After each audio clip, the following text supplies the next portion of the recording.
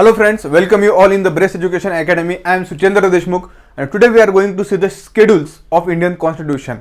Okay, let's start. Schedule in the Indian Constitution. There are 12 schedule in the Indian Constitution. कधी आता किती schedules आहेत तर 12 schedules आहेत. One of the first mentioned schedule was made in the Government of India Act 1935. Okay, Government of India Act 1935 मध्ये किती schedules होते तर 10 शेड्यूल्स होते. त्याच्यानंतर गव्हर्नमेंट ऑफ इंडिया ॲक्ट 1935 मध्ये टोटल 10 शेड्यूल होते.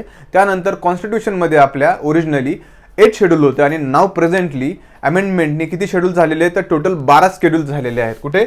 आपल्या भारतीय संविधानामध्ये. ओके, लक्षात आलं इथपर्यंत? आता कुठले कुठले शेड्यूल्स आहेत आपण ते बघूयात. जो पहिला शेड्यूल्स आहे किंवा शेड्यूल आहे त्याला आपण काय म्हणतो? First schedule of the Indian constitution. Okay, त्याला मराठीमध्ये परिशिष्ट असे म्हणतो आपण शेड्यूल्सला. तर it contains the name of state and union territories. काय करतात हे? It contains the name of the state and union territories. Territorial jurisdiction of the state also included. Okay, first शेड्यूलमध्ये काय सांगितलेलं आहे कळालेलं आहे आपल्याला. त्याचप्रमाणे सेकंड शेड्यूल काय म्हणतो? Second schedule says that the provision in relation to the allowances, privileges and emoluments. Okay, second schedule says about the provisions, allowances and privileges of whom. Okay, आपल्या एक्झाम मध्ये क्वेश्चन विचारतात second schedule मध्ये कोण कोण येतं. Okay, कोण कोण येतं? President of India, governor of Indian state, speaker of Lok Sabha आणि deputy speaker of the Lok Sabha, chairman of the Rajya Sabha आणि deputy chairman of the Rajya Sabha. त्यानंतर speaker and deputy speaker of the legislative assembly of the state, chairman and deputy chairman of the legislative council of the state. त्यानंतर येतो supreme court जजेस, high court जजेस आणि सगळ्यात शेवटी येतं controller and auditor general of India. त्याला आपण कॅग असं म्हणतो. ओके, कोण कोण येतं? सेकंड शेड्यूलमध्ये इमॉल्वमेंट्स, अलाउन्सेस आणि प्रिव्हिलेजेस कोणाकोणाचे सांगितलेले आहेत तर आपण इथे परत एकदा पाहूयात. President of India, governor of Indian states, speaker of the Lok Sabha आणि deputy speaker of the Lok Sabha. Okay, chairman of the Rajya Sabha and deputy chairman of the Rajya Sabha, speaker and deputy speaker of the legislative assembly of the state आणि chairman and deputy chairman of the legislative assembly of the state. Then supreme court जज, high court जज and CAG, controller and auditor general of India. हे सर्व कुठे देतात? Second शेड्यूलमध्ये. त्यांची इमॉल्वमेंट्स, allowances, पगार भत्ते त्यांच्या सर्व ह्याच्यामध्ये सांगितलेले आहेत. त्याचप्रमाणे आपण बघूयात थर्ड शेड्यूल. थर्ड शेड्यूलमध्ये काय सांगितलेलं आहे? आता थर्ड शेड्यूल सांगतोय oath and affirmation. Oath and affirmation कोणाची? ओके, हे महत्वाचं आहे. It contains the form oath and affirmation for union minister of India. कोणाकोणाची ओथ अँड अफर्मेशन? आता union minister of India.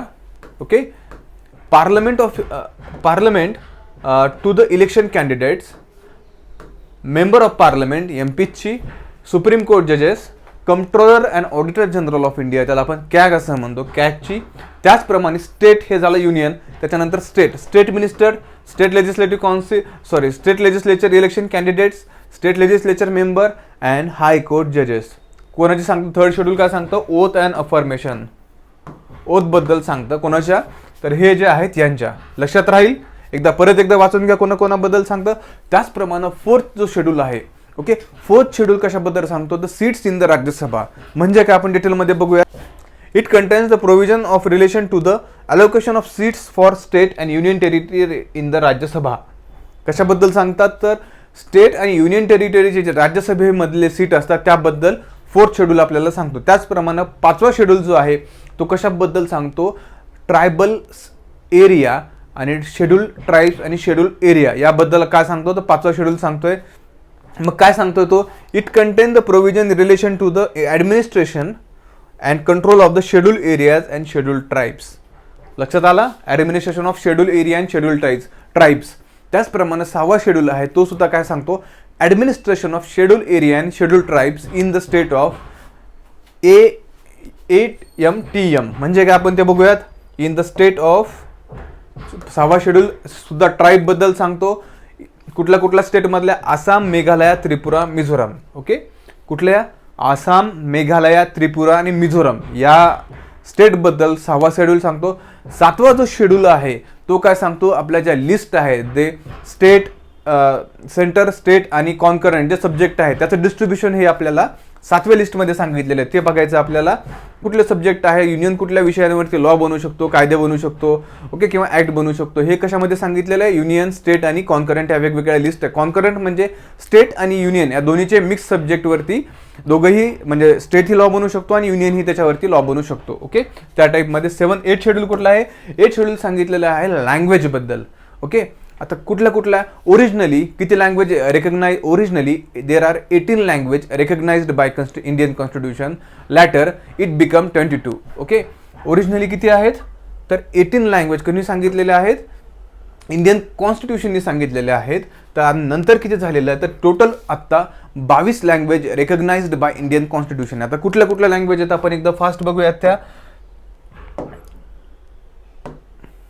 Okay, Assamese, बेंगालीज, Bodo, डोंगरी, गुजराती, हिंदी, कन्नडा, कश्मीरी, कोकणी, मराठी, मैथिली, मल्याळम, मणिपुरी, मराठी, नेपाली, ओरिया, पंजाबी, संस्कृत, तेलुगू, उर्दू, तामिळ, संथाली आणि सिंधी ह्या 22 लँग्वेजेस आहेत. Okay, 22 languages recognised by Indian constitution. कितव्या शेड्यूलमध्ये सांगितलेलं आहे, 8व्या शेड्यूलमध्ये सांगितलेलं आहे.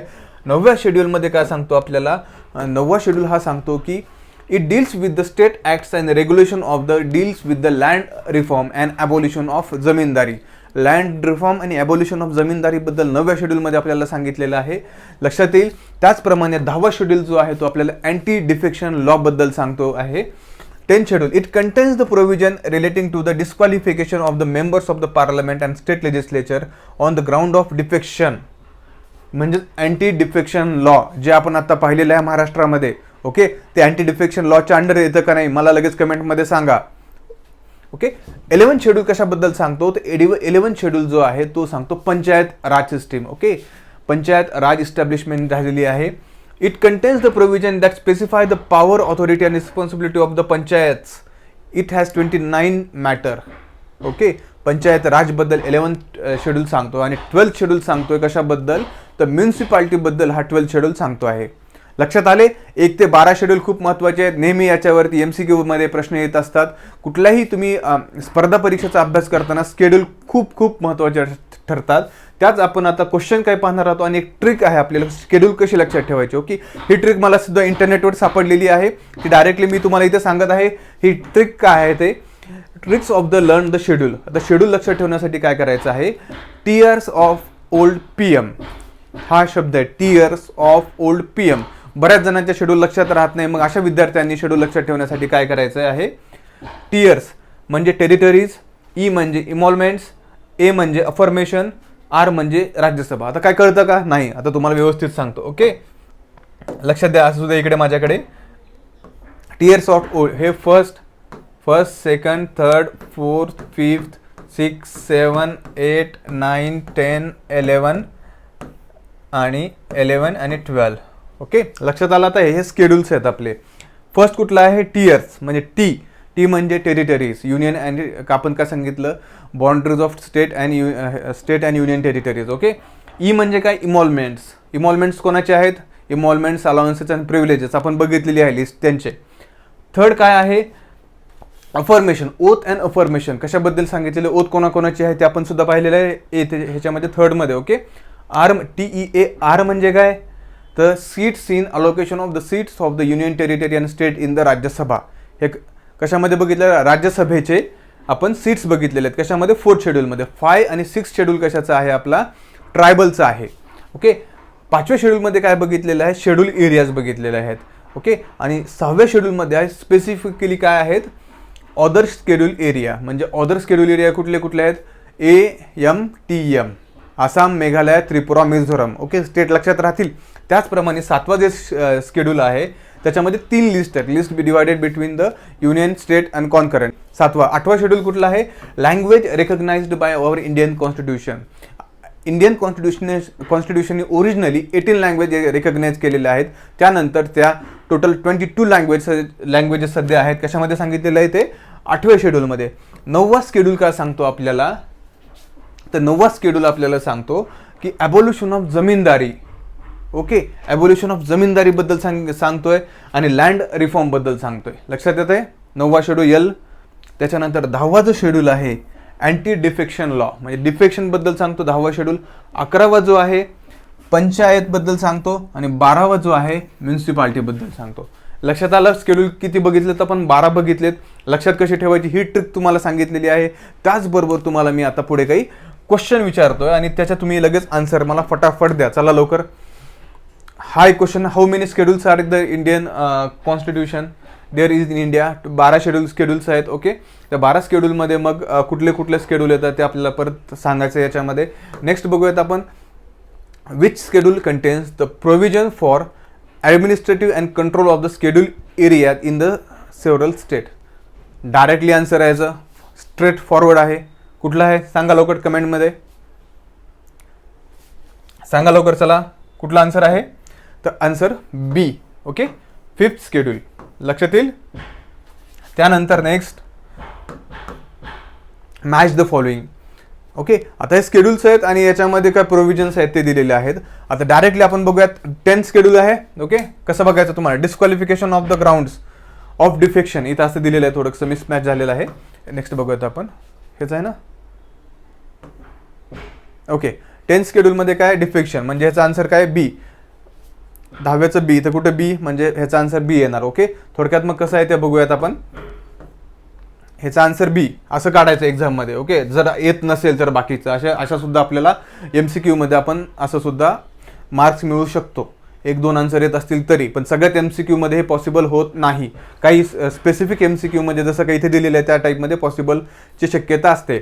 मग इथे काय 3rd शेड्यूल काय सांगतो आपल्याला, ओथ अँड अफर्मेशन सांगितलेली आहे. 3rd शेड्यूलमध्ये लक्षात आलेलं आहे का, इथे कुठे ओथ अँड अफर्मेशन आहे. 3rdचं कुठलं आहे डी. ओके, बरोबर आहे डी.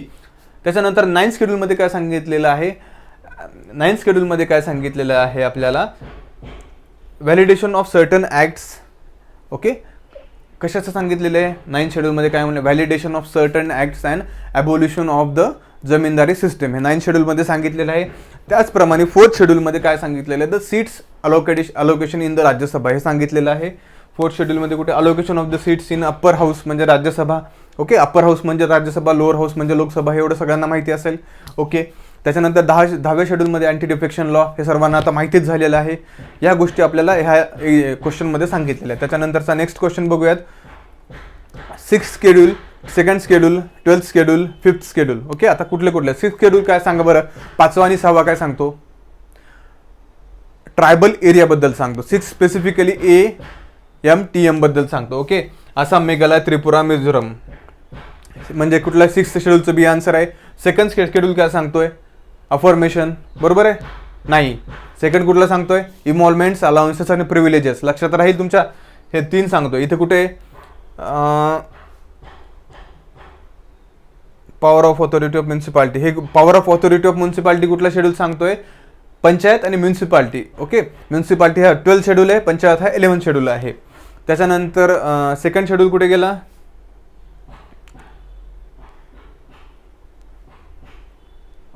प्रोव्हिजन ऑफ स्पीकर आणि deputy speaker in the legislative assembly कुठला सांगतो, प्रोव्हिजन ऑफ स्पीकर. आणि हे जे आहे स्पीकर आणि deputy speaker in the legislative assembly कुठं सांगितलेलं आहे, हे तर 2nd शेड्यूलमध्ये सांगितलेलं आहे. ओके, त्यांचे काय दिलेले आहे ते 2nd शेड्यूलमध्ये, तर त्यांचे प्रिव्हिलेजेस, अलाउन्सेस वगैरे यांचे सांगितलेले आहेत. तर 12th शेड्यूल काय सांगतो, डायरेक्टली आपण बघितलेले आताच म्युन्सिपाल्टी. आणि 5th शेड्यूल काय सांगतो, administration and control of the schedule areas. हा 5th शेड्यूलमध्ये सांगितलेलं आहे. क्लिअर झालं याचं. ओके, आन्सर काय असेल मित्रांनो याचं, लवकर सांगा. आता मी एवढं सांगितलंय, लवकर मॅच करा. पहिले परत लक्षात द्या, 6th शेड्यूल काय सांगतो, 6th शेड्यूल काय सांगतो, हे सांगतो बी. म्हणजे इथे कळलं ह्याचा आन्सर काय असेल तर हे ए असेल. Okay, next